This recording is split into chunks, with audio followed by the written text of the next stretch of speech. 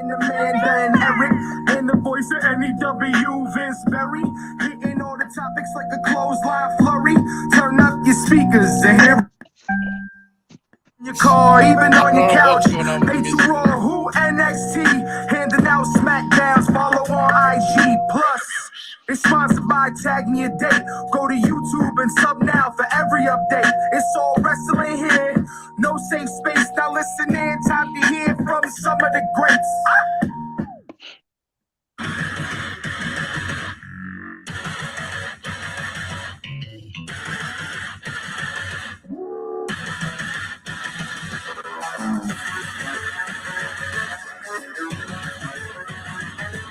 No idea. The sounds in that song are pretty funny. One of them just sounds like it was. It almost sounds like Mortal Kombat. Wheeler, Utah, AEW. A Star is Born. We will get into that and more on today's edition of the War Report Pro Wrestling Podcast, brought to you by Tag Me a Date. Thank you all for tuning in live and in public for another edition of our podcast. I'm Vince here with Steve and Eddie. And are you getting texts or is it connecting to your Bluetooth? No, it's the speaker. It's fucking weird. I don't know what's happening, to be quite honest with you. It sounds like it's connecting and disconnecting from Bluetooth when it's making that, But yes, here we are. Love technical difficulties to start a show. It's weird. That means we're Hey, fucked. At least we're all here. Like, you have sometimes you'll send a message. You'll be like, "Hey, dude, 2 minutes to showtime. Where is everybody?" And you I was actually about to send one that said we're about 40 seconds out. Where the fuck is everybody? I realized I had the page open, but I didn't hit the enter studio button. Yeah, I was serving 4 kids dinner, and then I looked at the clock. I was like, "Oh fuck! Feed yourselves." I was just gonna say they're all over 6 years old. They're all capable. Yeah, the food's cooked. They're good. They're ready to go.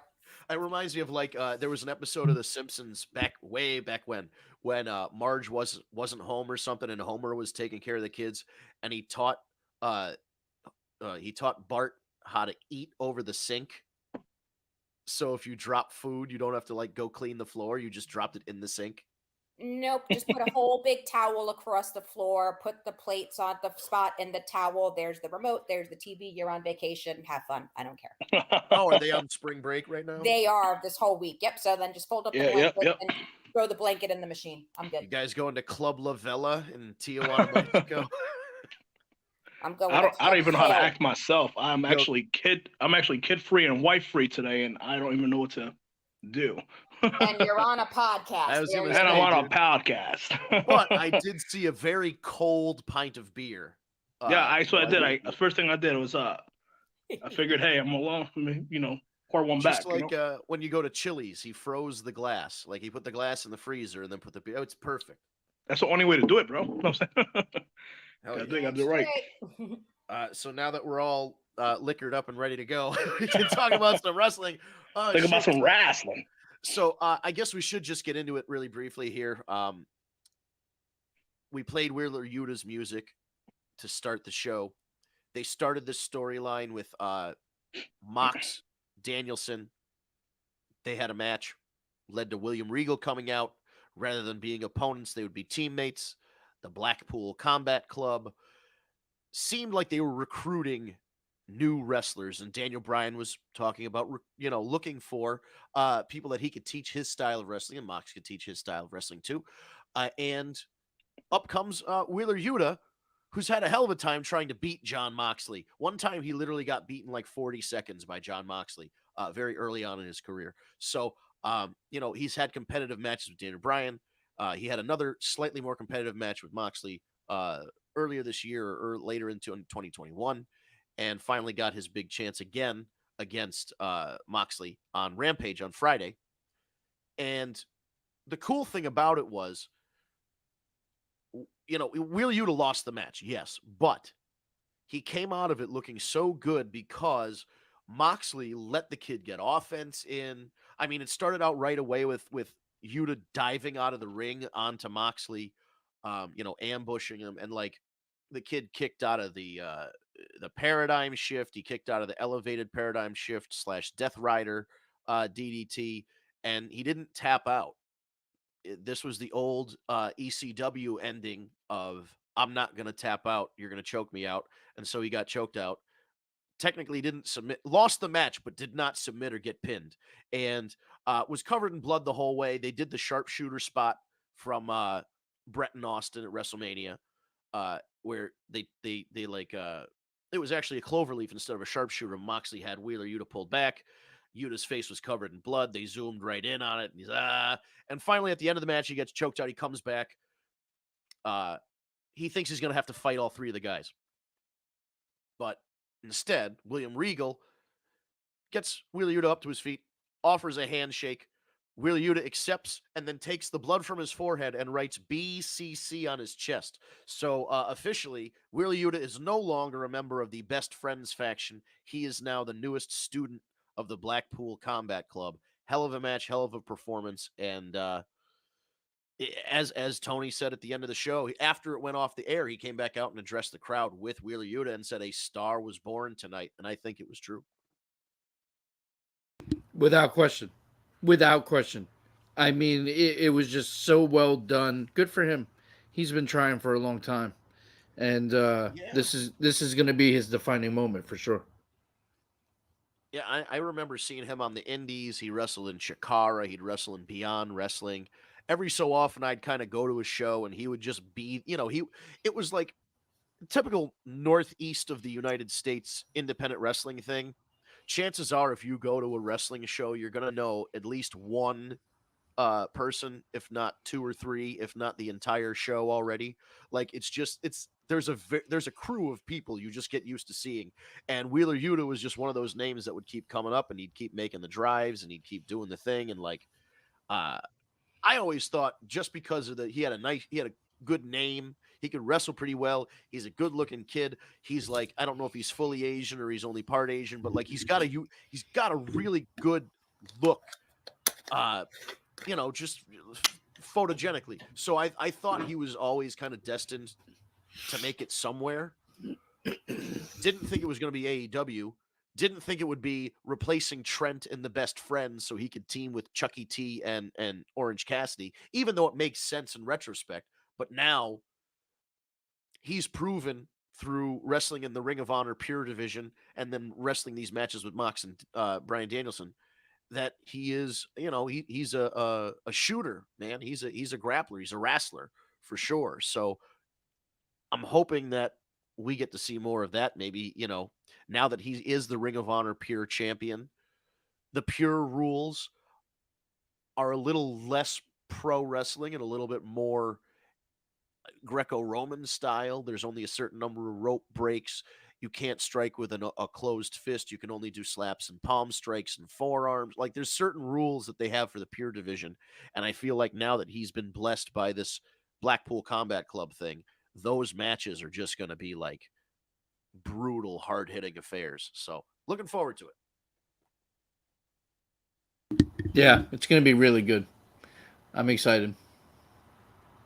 I mean, just in general, I mean, the kid, that he's good. And I really appreciate that AEW, the response to quote unquote losing Cody,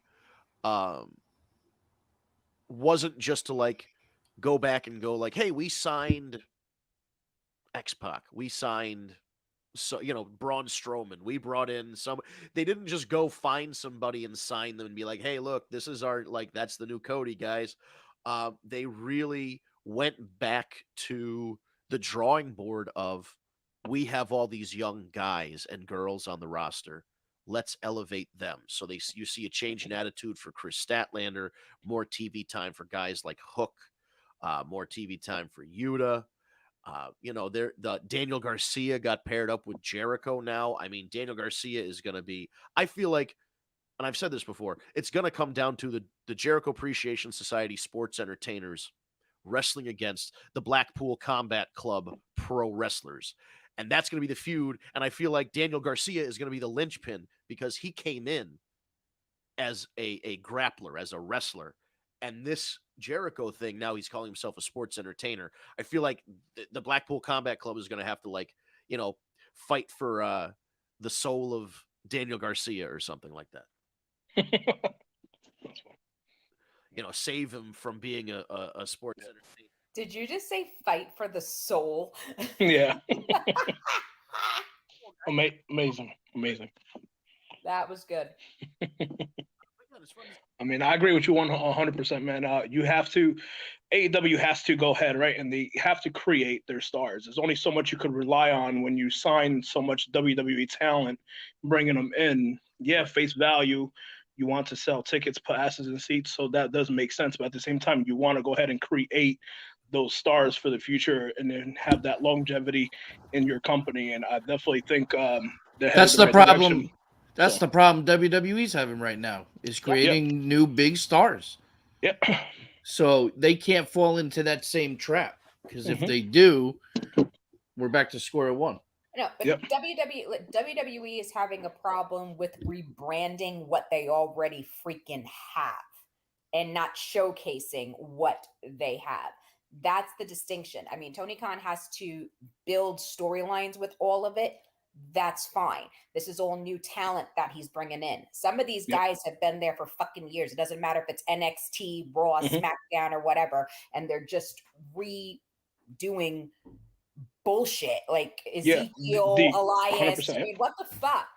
The repackaging is what gets me completely pissed off, and I feel like you guys are on the same boat. Raquel, I mean, Raquel is the next biggest example. What the fuck is it? We changing it to what's the difference? What's the difference? Why? What's the purpose of it? I don't get it. Especially when you have someone that the thing that gets me is you have shows like Raw, right, and NXT on the same fucking network as the USA, and you're gonna tell me that Pete Dunne now on this day, I just saw him on NXT, now he's known as fucking Butch, and he's got this background with these guys, and you're trying to sell this like paper boy angry guy that fucking is rabid, and just I don't understand, like how do you not think the character that he was before would put asses in seats? I think Bruiserweight is a good gimmick, and the way he had it, the whole thing. I don't understand why they got to always cartoon shit up. That's I don't know. The rabid paperboy sounds like the worst possible. Like, could you imagine he looks that as like like he's a member of the fucking Newsies? Yeah, but I'm picturing like one of Chris Benoit's old shirts, but instead of rabid Wolverine, it's rabid paperboy. That's what I see. Yeah, he looks like he's on rabies. He's always fucking flipping out. He's got the fucking little paperboy hat to me. Extra, read all funny about it. And I don't understand. But and then the Raquel Rodriguez thing. Raquel Gonzalez chose her ring name Gonzalez because that her father was a pro wrestler and used, I forget what the name was, but the last name was Gonzalez. And she said in an interview one time she would never change that name because that was the name she used to honor her family lineage in pro wrestling, which is awesome. Everybody does that. The Guerreros do it, the Usos do it, whatever. There's a name that you associate with wrestling. And I know Raquel Gonzalez's dad, whoever he was not like Ric Flair or Hulk Hogan, but she wants to acknowledge that she's a second generation wrestler, and even said in an interview she would not change the name. And of course, it's not her decision, but now she's Raquel Rodriguez, which sounds like wasn't there was Speedy Gonzalez, and then there was Slowpoke Rodriguez, his cousin. Like, that's all I can think of, Slowpoke Rodriguez, and he's like, he was always talk real slow, but then he'd be faster than everybody. He'd just show up. I don't 100%. Like I'm Latino, and I know we have multiple last names. Some of us. There's one guy actually I hired in my store, and he has legit, I want to say like 5 different. He has 5 names legit. It's the longest thing in the world. But it's and sometimes you take like the mother's last name and the father's last name, and you put everything together. So I'm not sure if that's something, again, that's maybe she's on a certain side of the family. She's a Rodriguez. I don't know. Right. But it's just crazy. Like she was legit just on NXT. And then the next day her name changes. And then the next day, boom. It's Rodriguez. Like, what the fuck? Yeah. But yeah, I mean, I'm sure you've had this happen in real life. Like you meet this guy with a bunch of like they add on mother's last names and different last names, and the guy's like, "Yeah, my name is Benito Rodriguez Garcia, whatever," and he goes, "But you can call me Benny." You know what I mean? Like he gives 8 names. And he's like, "My name's Benny." He's like, "All right." You can call me Benny. If I tried to tell you what my whole name was, we'd be here for an hour. Oh man. Yeah. Say it. Tell you. I get it. No, But it's you just, get yeah, it's right so now. weird. No, because it's a Scotch-Irish thing and it's a Puerto Rican thing. Oh, so right? you've got So my whole name is Kathleen Marie Elizabeth Rolon Mo Davis. See? Was that 5? I think 5. you just. Yeah. See? It's kind. Yeah. Hence why I just go by Cat. Yeah, I can't imagine writing that whole thing out on a form. Yeah, it's just all of that. Can you imagine, like, when you're closing on a house, motherfucker. You're doing your taxes and you have to write 5 What names. was that? What about kindergarten? Oh, yeah. Well, You write your full name at the top of the paper. Like the math quiz is over by the time. And then me, like a fucking idiot, I give my kids a hyphenated last name of Mo Davis Jarrett. And I'm like, yeah, I never thought this through. On the birth certificate, it looks great. Kindergarten, not so fucking much. Mhm. Yeah, but then they get older, so they can spell. It's fine. At least I hope so. But Right. Yeah, so I just the whole name change thing is weird. And then I see like people online go, people complain about it, but you all get used to it. You dumb marks, you complain and say you won't watch and you're sick of it, but you just get used to it after a while anyway. You just want to complain. And it's like, no, like to me, there's a difference between Walter and Gunther. Walter is the guy that spent 15 years on the indies and whatever and made his way to NXT. And Gunther served coffee on Friends. Like, what the fuck? Yeah, Like, yeah, it's precisely. So it's just Rest in peace. Rest in peace. I know. Yeah, all that's right. Gunther. yeah. And Gilbert Godfrey today. Oh. Sorry. yeah, what the fuck? Now, and that's the way you Wow. found out that Gilbert not know Godfrey that. Wow. passed away. But yeah, That sucks. yeah, that does suck. I'm gonna go back and listen. He did a thing on the Howard Stern show where he did an impression of Groucho Marx when Groucho Marx was like in his 80s, and he just talked like an old Jew, like he just did this old Jewish man, and he did it for like deadpan for like 10 minutes because Gilbert was the greatest at just taking something stupid and just dragging it, burning it into the ground where it wasn't funny, and then comes back out being funny again because he did it so many, But you Yeah, know what? dude. Going back to the marks for a second, my favorite thing that's going on right now is people are like, Sheamus and the Bushwhackers. They're like, but you know what? It's okay. They go, it's okay. They're all Irish. No, they're not. No, they're not. One's Irish, one's Scottish, and the other one's from the UK. Okay, don't ever call the guy from Scotland and the UK Irish. Theoretically, they should all not like each other They don't. Yeah, exactly. at all. Like, How the hell They I should became not be Scotch friends. Irish, I have no idea. It had to have Oh, been man. but it's a big no-no. It's like crappies and orangements. No, doesn't but this happen. is just like what they did with Los Boricuas. They're like, "Oh, you're a brown guy? Go over there." Like, you know what I mean? Wow. Yeah, and they were They just freaking. grew- They're with the Hanos. What the hell? But they just lump. You know what I mean? They just lump people It's like- together based on like, "Oh, you're from the same geographic area." Just go ahead. Yeah. Yeah, did you ever catch that? They were freaking Tejanos. They were even Boricuas. That's it. Because they were all, half of them were Mexican.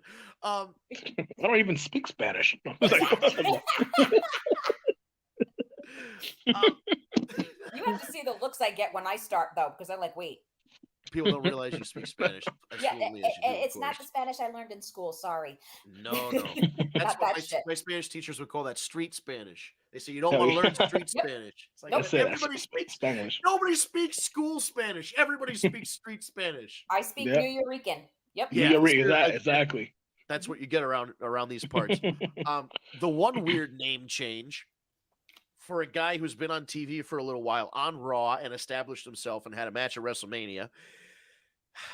Austin Theory is the latest to lose his first name. He is now just Theory. Really? He's I a thought he was just theoretical Austin. wrestler. Fucking He may or may not stupid. exist. Wow, I didn't watch Theory, Raw, he so I didn't know works that. for WWE. Yo, They said the excuse was that he doesn't What? like the name. Him and Mr. McMahon don't like the name Austin anymore because of what happened at WrestleMania. So now he's just Oh. Theory. Oh, That's pretty funny, actually. It's funny. Actually, that actually, see that Like the actually kinda reasoning- makes sense. At Yeah, least it has a reason. And I Right. feel like we're not so I'm not sold on this Ezekiel thing, but if it turns out that this whole thing is just to drive Kevin Owens crazy and it's been Elias the whole time and he just tries every week to prove it's Elias like the what was it, Mr. America Hulk Hogan thing with the Oh my lie god, detector and all that. yeah. I feel like that's what we're I've got that's one what we even get. better. It's Uh-oh. definitely not it, but what if he actually does have an identical twin brother that nobody knows about? Like, that would be funny. That the picture that me Like- and Cat put up earlier. Right, like what Yeah, if that was actually not photoshopped? You know what I mean? Oh. But it's so dumb, it's funny. it's me, Kevin. It's been Yeah. me all along. And I really because the way they're setting it up is like Tommaso Ciampa, who debuted on Raw, believes Ezekiel, and everybody else is taking Ezekiel at face value, saying, "Oh yeah, that's just his brother." Because I don't know if you realize this or remember, they killed Elias. Literally, Oh yeah, there was a with those vignettes? tombstone. Yep. There was a tombstone with his name Yeah. on it. So in WWE's universe, he's dead. And now Ezekiel is alive. But if this whole thing is paranoid Kevin Owens trying to prove that Ezekiel is Elias, this might all be worth it. I think the first time he came out, I'm like, oh, this stinks. But if it's going to be just paranoid Kevin Owens, like trying to bust him open in a first blood match to get a DNA sample or something. And that's from WCW. You remember WCW, the Flairs? Rick and David Oh, Flair okay. had a first blood match to determine the who the father of Stacy Keibler's baby was. Oh, WCW in the late stages was Oh, something wow. else. But yeah, so that's what we have on here. And the one thing that blows my mind again, I said it last week, but I'll say it again. Everybody's getting a name change or a fresh coat of paint, or they changed their gimmick. WWE literally took Cody Rhodes' whole AEW, the whole ass gimmick, everything from it, and just moved it over wholesale. We're not going to make any changes. We're like, dude. Well, I think that was probably part of the agreement. Yeah, but it's just so weird that's everybody else gets a name change. Sami Zayn was El Generico for almost 20 years, and he was the most over babyface in the world. And then he had to be Sami Zayn. You know what I mean? Like he needed what everybody's Sammy shit. was missing a huge ass neck tattoo. That's what happened. guess that's all Cody he had that shit branded. He's like, bro, look at it. It's right here, bro. That shit's not washing off. That's who I am.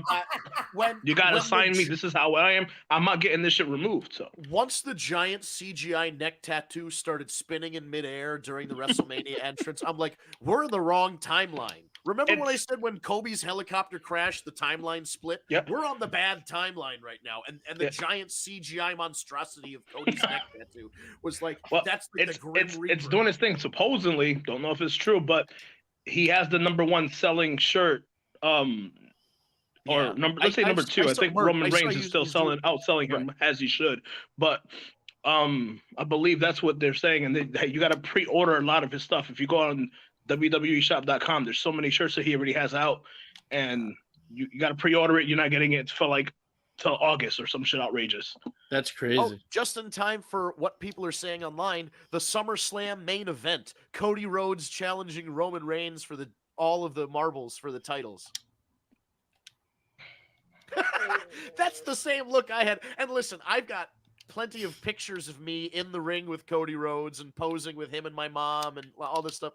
Like, big Cody Rhodes guy. Anytime somebody says Cody Rhodes is going to face Roman Reigns, or even better, the thing I'm seeing online, Cody Rhodes is going to beat Roman Reigns for the title, I'm just like, what are we doing here? I'm like, you guys are like, when Tony Khan came out earlier this week or last Friday, right before Rampage, and said he had an independent study conducted by a marketing firm and determined that most of the negative feedback that AEW receives on social media is propagated by bot accounts on Twitter and various places. Mhm. And I swear to God, as soon as he said that, I started looking at some of these posts of like, Cody Rhodes is going to beat Roman Reigns. And I'm like looking at all these accounts, I'm like, these cannot be real. Like anybody that says Cody Rhodes is going to be WWE champion has to be a paid bot. Like that is Has not, to be. Definitely. it's not real. It's not reality. And again, I like Cody Rhodes, but I think he hamstrung himself by staying tied to this gimmick. And now they're talking about Brandy's been having talks about coming in too. Like, I know Vince doesn't watch AEW, but somebody at the company has to watch and be like, hey, Vince, they tried this for like 3 years and it didn't work. So why are we going to, I just don't understand the concept of taking this whole thing wholesale from another company and, it's going to work this time. But that's Vince's MO once he takes something from another company and tries to make it work. It's like it didn't work, but he tried it with the NWO. You know, I'm going to inject the WWF with my poison. But like You gotta turn around, Vince. You got the thing in the back of your chair. NWO. Oh, it should be on the back. I should. You know what? That's it. I'm buying an NWO patch and I'm putting it on the back. Put it in back that leather chair. Yes. Exactly. Yeah. Amazing. Right, Do it. Right. Do it for next week. Do it. I love how He's got a bunch of white out. Whatever the fuck it is. You know, Oh no! Get a spray can and spray paint it. Spray paint, yes. Ooh, spray paint. There you go. There we go. Spray paint NWO. Fucking hey, that's awesome. That was Do such it. a Do great. Do it. That was such a Do great it. promo. Do it. No. Such a great promo. Like the whole way it went down was great. I'm empty. I'll be back. Got to get a refill on that cold frosty mug. But yeah, I remember like watching. It was That's like, all because he heard Cody Rhodes beating Roman Reigns. I know he had to go. Shit. He had to go drink for sure. But Vince was like in his office, and there was like a little. I feel like there was a TV, and the TV was like flickering stuff onto his face, and he like looked. When Vince McMahon wanted to look like a madman, he looked like a madman. He had this crazy look on his face. Like, he looked certifiable. Yeah. Destroy my creation.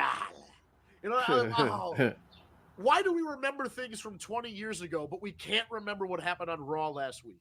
Because 20 years ago, the product was good. Speaking of 20 years ago, the baby from the WrestleMania 20 promo that Shane and Vince was holding, a.k.a. Shane's son, Declan McMahon, Yep. is now a preferred walk-on for the Indiana Hoosiers football team. He's going to college. What the fuck? This kid was a baby. Him and Vince had that look like, my son's cum made this. And like Shane's on the other side, like my cum made this. And like the little baby's in the middle, like what the fuck? I'm in a WrestleMania promo and now he's an adult. Wow. And Melissa Mazzolo did nothing. Right? No, That makes me feel so old. Right? There's a picture, like a recent picture of Shane and Declan. And Declan's skinnier, obviously, because I think Shane eats too much sodium. But he's skinnier, but he's just as taller than Shane. Yep. And he's got like this shaggy hair and he's got his football jersey on. I'm like, oh my God, this kid was a literal baby. There was a point, wasn't there a point where Vince McMahon did a promo into a baby carriage? Yep. And it was supposed to be the baby. And the Yep. camera was pointing up at Vince and Vince is looking down at the baby. Yep. This is how Wrestling long we've was been so much invested fun. in professional wrestling.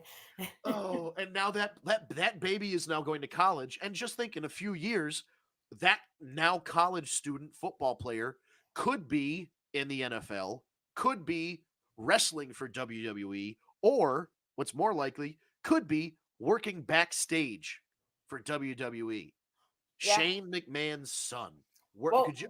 I put it mean, this I way. think more gray hairs just sprouted out of my beard thinking Well, about let's put it this way: little Nicholas, Braun Strowman's partner Oh, that year, yeah, the WWE he's Tag going Team to be Champion. going into 10th grade this year. Because Nicholas is a year older than Autumn. So Autumn is going to be a freshman. So this kid's going into 10th grade. And -1 is like, have you seen the growth spurt that Yes, he -1 got hit so recently? tall. Holy shit. Well, I mean, go figure. Like Amanda Huber's not a short woman, and his dad was a literal giant. So But no, that happened like in like 2 months. He really- was just on TV, and then just all of a sudden, like no, Yeah, it that's was not a the same very, kid. very short amount of time where he did this growth spurt, and the kids. He's gonna be, if he sticks with it, and that's ultimately what he wants to do is be a pro wrestler. That kid's gonna have it, man. He's already got some of the best knowledge. I'm positive that he's already wrestling with those guys Yeah. when he's around at those shows. So. And his look, it's perfect. Yeah, they got the whole thing going, and then when he eventually wants to, it's like with number 10. When he eventually takes the mask off, it's going to be a big deal. When -1 finally gets grown up and takes that mask off and becomes the guy, that's going to be a big deal.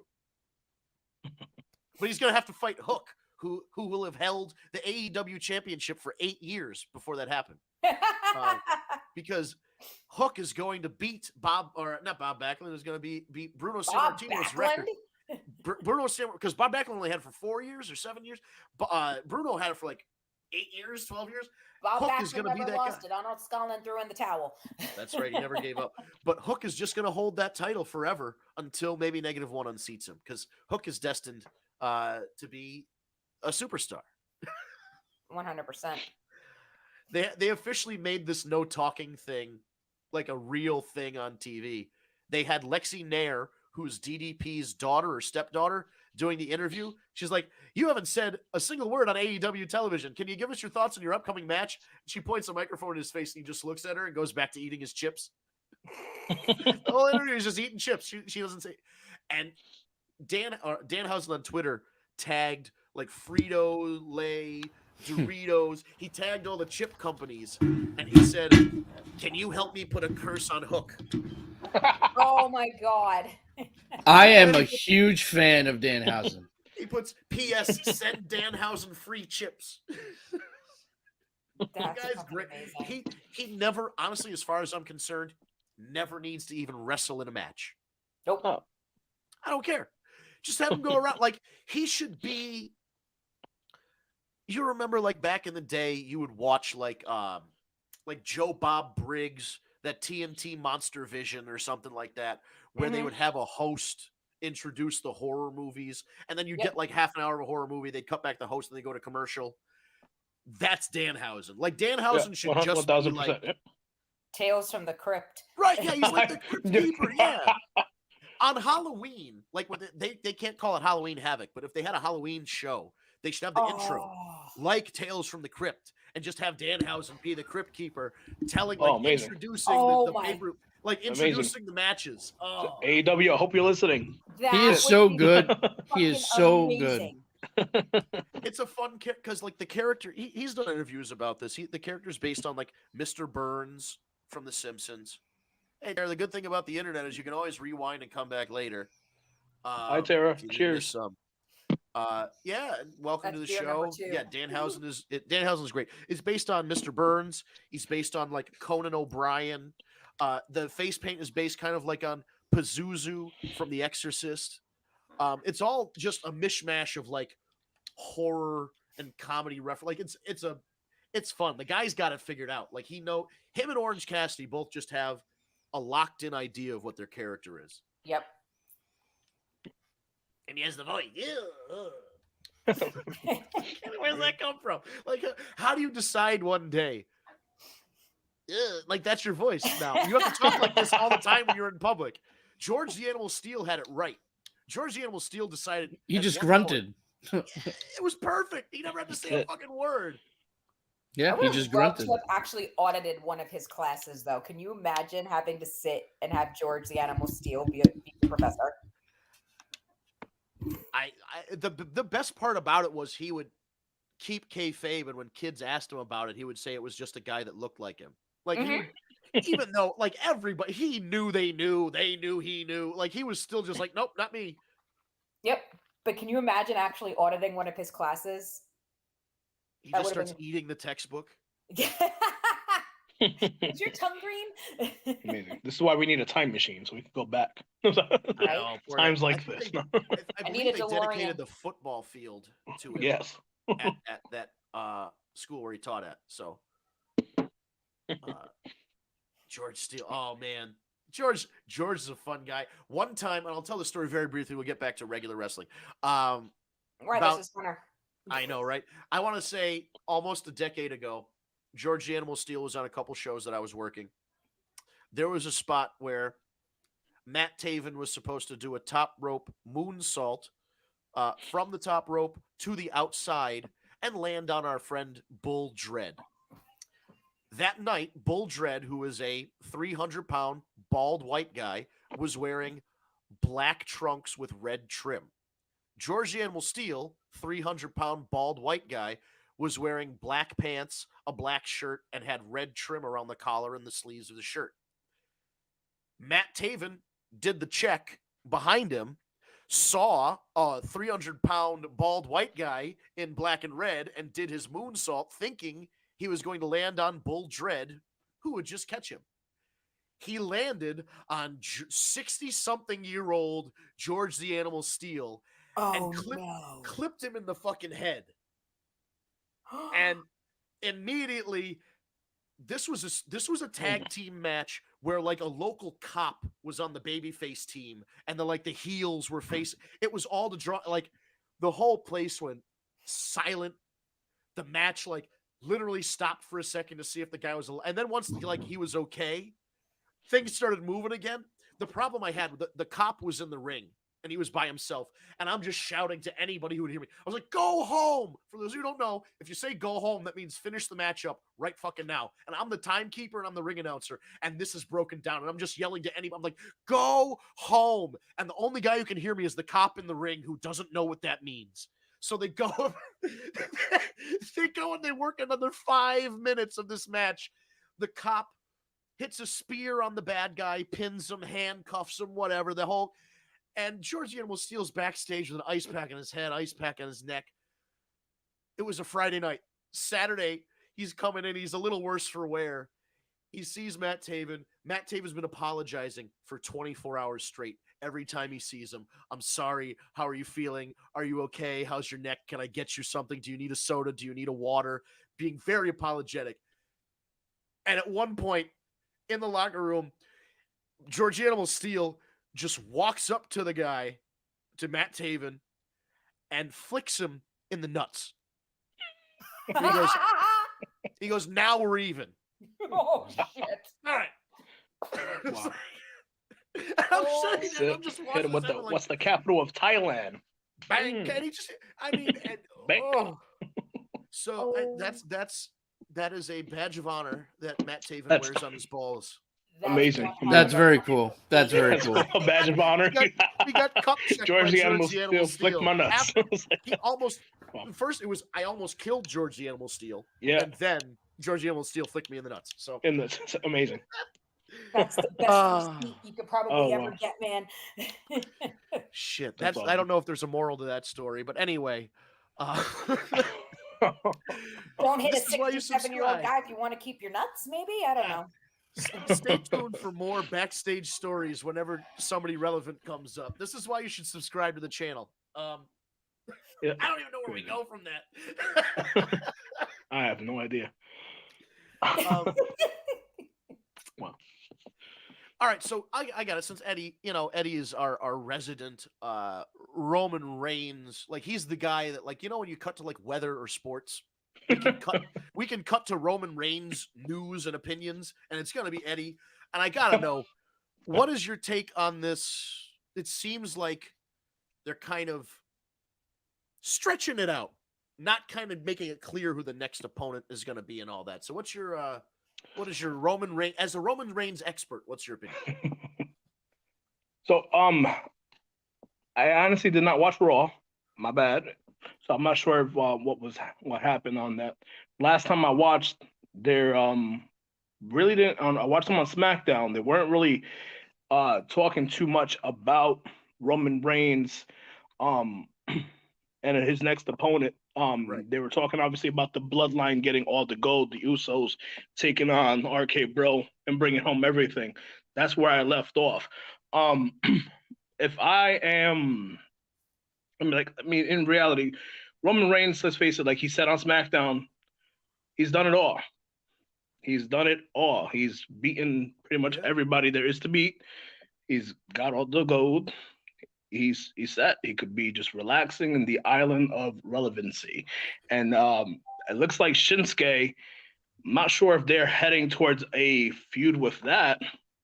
Yeah, I'm not sure, he but was the, kind it's of going to be the inserted, same result. He's going to smash especially him. now. Yeah, It's nothing there. And there's really, honestly, I don't see. Brock Lesnar was the biggest threat. I don't see anyone stepping up. And All right, so here's a question. You mentioned Brock Lesnar. Is there any truth to the rumor that Brock was not aware of the finish change until very last minute and left very pissed off? Has anyone heard any updates to that rumor? I haven't, no. No, I haven't heard that. The one thing I did hear was that people were speculating that the match was rushed due to a potential injury from Roman Reigns, like his shoulder or something. And I guess that was just a sell job. And according to Meltzer, that was the match. That was the whole match that they laid out, and it is what it is, and it was what it was. And there was no twists or turns or need to improvise. It went the way they planned. It just turned out that the plan that they had wasn't the best plan. No, definitely not. But the latest report that it's saying, when I just looked it up or whatever, is that if it's kayfabe or not, I don't know, because now he's saying that he might be done with WWE for now and might go back to like MMA, UFC. So he's always that report. That shit comes out way too fucking often. I mean, 1 minute he's with WWE, next is like, I think I'm gonna go to UFC. No, let's face it, he's just gonna go where money's at. Money is WWE. He doesn't get anything sweeter than that. He's still WWE. He's just gonna take a little bit of a break. He's gonna go with his buddies and chop up some meat somewhere and hang out, do that, and probably farm and spend time with Sable. And I was gonna say, go fuck Sable. Yeah. Yeah. I thought I heard that he had already re-signed with WWE.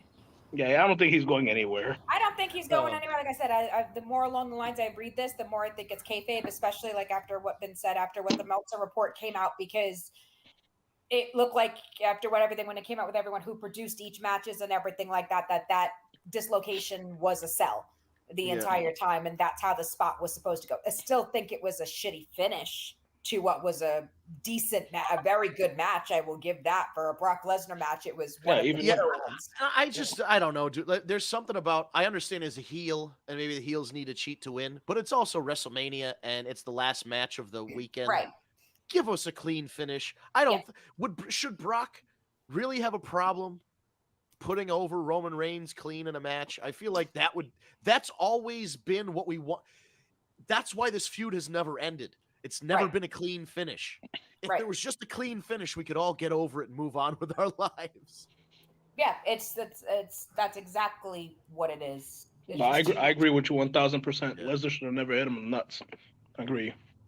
Because it's going to lead up now to, again, like, there shouldn't be any low blows. Yeah.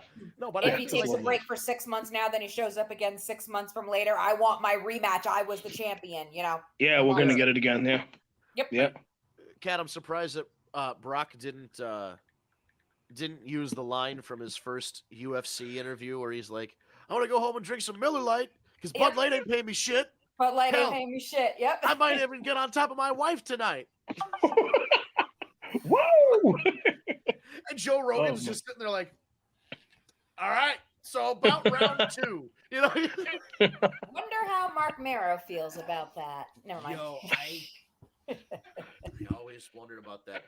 I don't know. Oh, jeez. But that was always such a weird divorce between the two of them, before she started with. Well, the other one that was weird, not just Sable, because this one happened around the same time, was what's her name with Mongo, and then she was. Deborah McMichael with and then with Austin. Yeah. Deborah then going to freaking Steve Austin. Yeah. That was like it almost happened the same way that the Nancy thing happened with Sullivan and Benoit, where they basically wrote a storyline Yep. where Deborah was getting sick of Mongo and like then like facilitated their fucking divorce. Like, oh my god. Yeah, but that storyline was with Jeff Jarrett though. It was with Jeff Jarrett, which is and a then she still whole ends. other I still ball understand how the of fuck wax. she ended up with Steve Austin. And but it was weird. Austin was with Jeannie, what's her name, who was a costume designer for WCW, a seamstress, whatever. Yeah. Mhm. So I don't know. That whole, it's like living on a pirate ship. They all just kind of like swap partners or whatever. It's very weird. Oh yeah. Which, Yeah. since you said that, then another change.org petition was launched this week to reopen the Chris Benoit. Oh, weird. Because now another new video was circulating and everything, and it's bringing it all back to light again, and people are asking again. I thought you were going to say they were petitioning to reopen Space Mountain. The oldest ride, the longest line. Woo! Yeah. No, but now there's another launch or whatever, because apparently, I forget who it was, but I don't know if it was Nancy's sister or whatever, but she admitted in the last couple of weeks that it was true that Chris's cell phone was never recovered. And she's been saying for years that the police had the cell phone. Now she all of a sudden recanted back saying, no, the police never recovered his cell phone. So somebody took that fucking phone. You know, there is something to be, you know, I'm of two minds on this. One is that it is kind of a very private thing. Yeah, I understand everybody wants closure on it, but I think it's more like the families should be provided closure on it, and then if they feel like it's okay to disclose what happened, then they can do it. But I don't know, like it's weird to just think like it's such a, for me, it's a weird, just, it would be so odd to reopen and have to kind of relive that whole thing, because that was, if there was ever going to be a point where pro wrestling was going to die off, it was 2007, 2008, because once that happened, it was right after Eddie. They linked Benoit's actions to him being depressed about Eddie, and they linked it all back to steroids and human growth hormone or whatever else it was, and the doctors prescribing stuff. And then they would tie that back to like 94 with the steroid trial, and it would loop around to Congress having, like, Vince McMahon had to speak, Dixie Carter had to speak about steroids and wrestling in front of Congress, and like they were passing laws about, you know, and again, not that they were bad laws about restricting the ways people could receive steroids or whatever it was, but like it ended up just giving a black eye to pro wrestling for a long time, because there was that sting. Yeah, but it's already been proven now that it had nothing to do with roid rage. But that's not the public perception of it. If you talk to wrestling this fans, needs to be brought back to attention. But again, if you ask somebody in the general public what happened to Chris Benoit, they'd say roid rage and he killed his family, and because that's just, even though there are corrections that happen, the corrections never get more light than the initial report, and the initial narrative of this. Sorry, EC3 and Braun Strowman. The original narrative of this was that roid rage, he killed his family. Like, it's so hard to change that after. I guess a new investigation would definitively fix those issues, the same way that the reinvestigation of the Superfly Snuka murder case with Nancy Argento. Weird. Nancy. Anyway. Oh my God, I didn't even think of that until you just said that. Holy shit. Yeah, so but the Nancy Argento thing got reopened, and then we finally we had closure on. We knew what happened. So maybe I would hate for it to just be reopened, just to reopen old wounds and have nothing happen. If they're able to reopen this case, I would want it to be one of those things where, like, okay, this is as far as we could go. This is the best conclusion we can make based on this information. Like, absolutely. Just, you know, I wouldn't want it to be, because it could just come up, hey, we lost samples. We lost the DNA test. You know, it could just open up way more question marks that we think about for the rest of our lives. So it's you know, it's one of those Pandora's box things of whether should they do it, what can happen if they do it. I don't know. It's just so weird to, you know, it's just weird to go back to that place mentally and be like, I remember what happened, like right around, because we lost Eddie, and then like a year or two later we lost Benoit, and it was just 11 months later. And Yeah. 2 months before Chris and everybody died, 2 months before that, we lost Sensational Sherry. Yeah, That and then was that was the nail. What they say was the nail in Benoit's coffin because of how long he had a friendship with Sherry Martel. oh wow. And yeah, that was and also around that time that was like when they had that steroid sting. They were getting like steroids by mail, and like Yep. Edge got caught, Rey Mysterio got caught, Kennedy got caught, Orton got caught, Angle got caught. It was a bad time for wrestling. Yeah. Good stuff was coming out at the time, like ECW, One Night Stand, and all that stuff. Like it was a fun, like there was some great classic stuff happening at the time, but also it just, yeah. But that was just it. Edge. That weekend was the weekend that Chris Benoit was supposed to win the ECW title. Right. Yeah, yeah, and then it ended up being CM Punk Morrison. All right, we already know. Like, okay, maybe we know because we were alive back then. Some people now might not know this stuff. But I'm just, I think, is there any anything else recent we should talk about? Because this whole show we keep bringing up things from 20 years ago. Well, Like Lacey my Vince Evans McMahon chair. returned on Friday night. Who returned? Lacey Evans. Oh yeah, they have a they changed it from sassy Southern belle to like humble combat veteran who wants to Yeah, beat so people. it looks like she's gonna go with her that gimmick. It's not really a gimmick because she's legit. It looks like they're gonna push that, right? Are you okay, Steve? Yeah, Did you fall over, Brady? no, the microphone fell. You know what? I think that's a good move for her because Mhm. we always say the best character is when you're as much yourself as possible, and that's going to be what's most relatable for her. So Yeah. I think she's going to bring out the best in this gimmick, and let's Obviously, see. be a face. Yeah, but how long is the question? Because she's one of them that is face for 5 minutes and then turns heel. So we'll see how that goes. Yeah, flip flops. Yeah. Hey, listen, after having a 7-month-old baby, God bless her. She looked amazing. Oh yeah. That's All facts. these there's got to be some new information or something that nutritionists or personal trainers have found out for pregnant women because like Rhonda, Becky, all these women are coming back in better shape than Better before they shape. were Becky pregnant, came which back is- like almost like shredded. Yeah, Becky came back in It's like, what? way like Becky was always in good shape, but holy shit, Yeah. after the baby, Yeah, like somebody please let me know what that trainer's name is because I sure as fuck need it. Say yeah, he's definitely worth it. It's probably costs a lot to get the guy, but he's worth it. yeah, it's called Mexican horse tranquilizers, you know.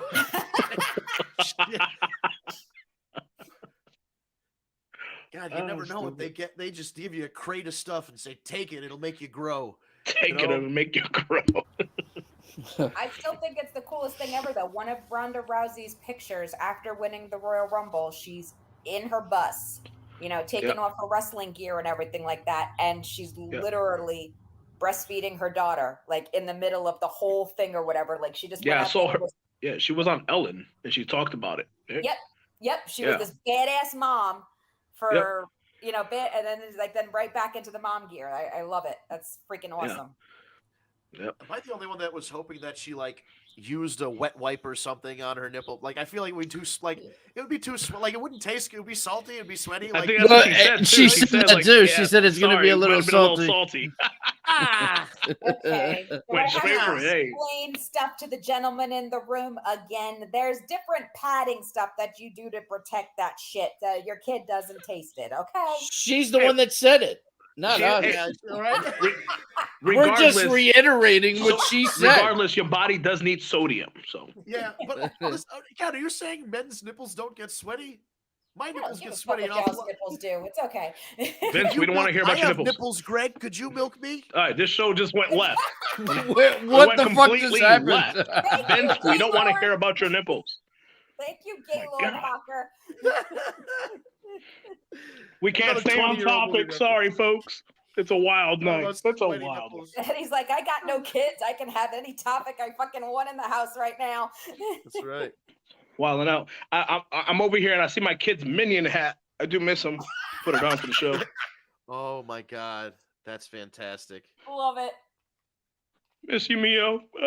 Daddy misses you. I think I saw that exact guy steal some Black and Milds from a bodega down the street. just wearing a minion cap and pajamas. de Bodega. That's Wow. probably accurate. Yeah. Oh, come on, that's the Northeast United States uniform for going outside. It's like Cookie Monster pajama pants and a cut-off T-shirt. Like, Hey, it's Elmo. Get it right. still wearing the slipper, like they're moccasins, but they're very much slippers. Are you watching me when I go to the bus stop in the I morning? was or gonna say that. No, something? that's just me going to the gas station. That is, I have a pair of fleece. Fleece. You have one in like, every pajama color. Don't lie, pants. Vince. You have one in every color. Oh, I've got a bunch, but the ones I wore recently have Super Mario on them, and Nice. I felt okay going in and buying a Gatorade or whatever inside the gas station in my Super Mario pajamas. I was okay. Like I accepted. I knew I looked like a bum, but I had to do it. I embrace my inner bum. I'm good. It's okay. I mean, listen, I was probably the best dressed person in that gas station, so who cares? At Oh, worst, that's amazing. everybody else was dressed like me. Whew. Shit, man. All right. So Steve has given us the thing at the bottom of the screen that says "See you next week." It is towards the top of the hour. We gotta get going. He was done. The Oh, moment you started talking about your nipples, he was done. He's like, I can't. I'm done with this show. He's I'm like, gonna yeah. go eat right now. Fuck you guys. As soon as he started talking about the nipples, I had a Howard Stern moment where all I heard is, Vince, we've said it all. We're at the top of the hour. What's he Oh. saying, Robin? If we all have a Time job flies next when you're week, having we'll fun, see they you then. say. We're talking about your nipples. Oh my god. Yeah, you're gonna have a slippery nipple cocktail with your dinner, Steve. Like I said, if Steve doesn't have budget cuts, we'll see you next week. That's right. Yeah, if we all get you're fired. Stop talking about your nipples. You're fired. All right, guys. Shit. This has been another edition of the War Report brought to you by Tag Me a Date. Please follow us on social media at Tag Me a Date, all one word, no spaces. At Tag Me a Date. We're on Instagram. We're on Twitter. We're on Periscope. We're on Facebook. We're on TikTok. We're all over the place at Tag Me a Date. If you want to subscribe to us on Twitch, it's twitch.tv/War Report. And again, War Report is all one word.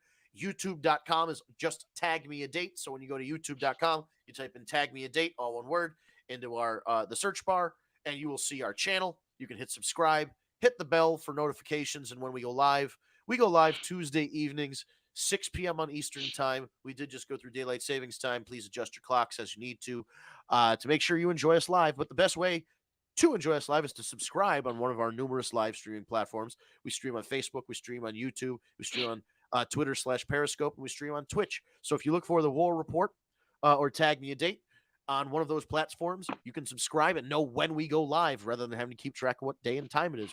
It'll just send you an alert. It'll say, hey, the War Report is live. And it's pretty handy. But that's how you should do the video portion. You can also go back and watch the archives of the streams on those as well.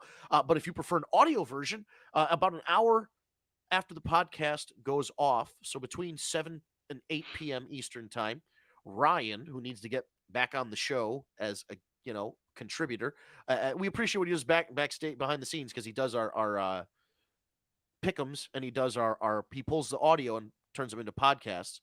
But we would like him back on the show. At least I would. So Ryan takes he takes the audio from this stream and puts it on a podcast feed. And you can go to your favorite podcast app, such as Spotify, Stitcher, SoundCloud, Apple Podcasts, Google Play Podcasts. If you look for the War Report or Tag Me a Date, we will come up.